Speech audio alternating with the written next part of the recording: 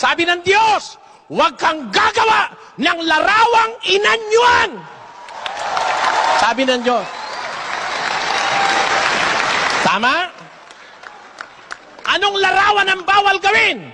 Ng anumang wangis na nasa langit, o nasa lupa, o nasa ilalim ng lupa. Huwag mong yuyukuran sila. Huwag mong paglilingkuran sila, sapagkat akong Panginoon mong Diyos ay Diyos na mapanigbuguin. Luluhod ka ba ron as against what God have said?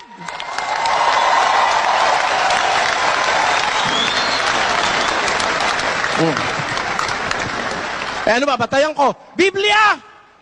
Huwag kang gagawa! Paggawa pa lang, bawal na. Ano ba ibig sabihin ng huwag? I speak out of faith, not to humiliate or to make an object of ridicule to anyone.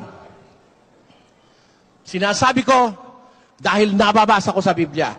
Alisin mo ang Biblia, wala na akong sasabihin. Pero samantalang nariyan ang Biblia, basa! Pakinggan nyo. Ilagay nyo sa screen. Jeremias!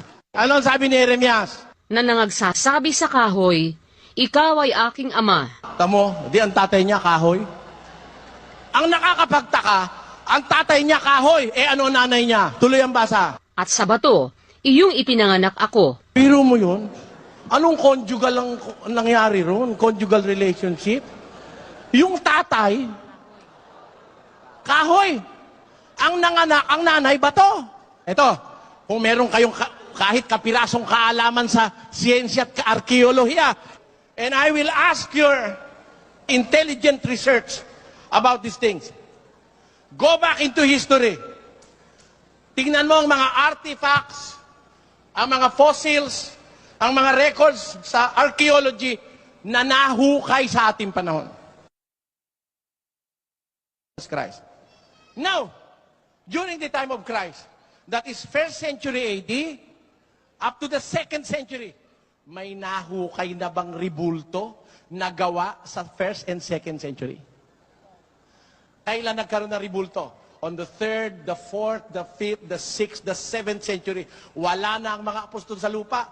Doon lang nagkaroon ng mga ribulto. Sa panahon ni Kristo, may mga iskultur ba o wala? Meron. Bago nga siya dumating, may mga iskultur na. Bakit walang mahukay na larawang inanyuan na that dates back to the time of Christ? Bakit? Sinunod ng mga unang Kristiyano ang direktiba ng Diyos. Huwag kayong gagawa ng larawang inanyuan. Yan ang dapat maintindihan dyan. Wala kayong makikita na during the 1st century of the Christian era, may mga ribulto na nahukay ngayon ng mga archaeologists. Bakit wala? Kasi bawal sa kanilang gumawa. Nung mawala na yung mga unang Kristiyano, nag-umpisa na ang mga ribulto. Anong katunayan? Pakinggan nyo. Sa Roma 1:21. Sapagkat kahit kilala nila ang Diyos, siya'y hindi niluwalhati nilang tulad sa Diyos, ni pinasalamatan. Anong ginawa? At pinalitan nila ang kaluwalhatian ng Diyos na hindi nasisira. What did they do? Sapagkat pinalitan nila ang katotohanan ng Diyos ng kasinungalingan, at sila'y nagsisamba at nangaglingkod sa nilalang kaysa lumalang, na siyang pinupuri magpakailanman siya nawa. Ano, mga kapatid, di ba kayo inikilabutan, no? Pinalitan nila ang kaluwalhatian ng Diyos na hindi nasisira ng katulad ng larawan ng tao na nasisira. Ha? They have changed the incorruptible image of God into the image made like to corruptible man and to birds and four-footed beasts and creeping things. Sa ilang pagpakamakinaad manon, na hinoon silang mga buang. Mga buang. Oh. Bakit? Ug ang himaya sa dili mamatay nga Dios, giilisan nilag mga larawan nga sama sa may kamatayon nga tawo, ug mga langgam, ug mga mananap nga upat, ug tiil, ug mga binuhat nga nagakamang. Ayan. Itro karon la gloria del Dios, incorruptible, en semejanza de imagen de hombre corruptible, y de aves, y de animales de 4 pies, y de serpientes. Anong ginawa nila sa 25? Pakinggan nyo. Change the truth of God into a lie, and worship and serve the creature more than the Creator, who is blessed forever. Amen.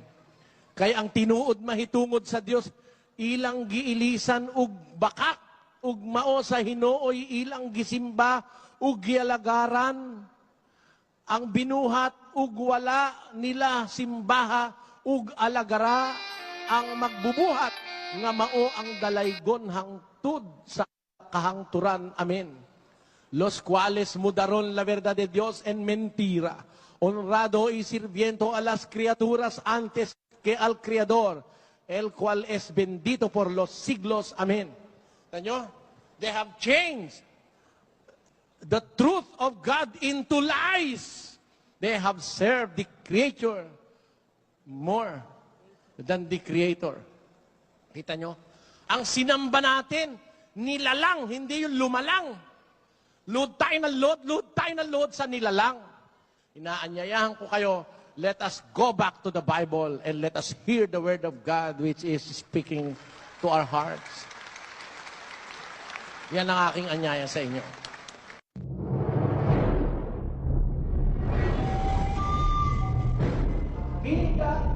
The words of God heal. Walang napakagandang pamumuhay sa mundo kung nabubuhay kang may patayan. One of the most important things in life is to know the essence of living. Let us analyze. Let us serve nobody else than God. You will be hearing from Brother Eli things that you need to hear from the Bible. Find a preacher now in this time who is reading in detail all the answers to who is Christ. Is he God or man? May dating tao sa Diyos. Jesus is the King of Kings. Si o Señor mesmo, o ser de Él, está en todo lugar, porque necesario para todo. The church must be called the church of God.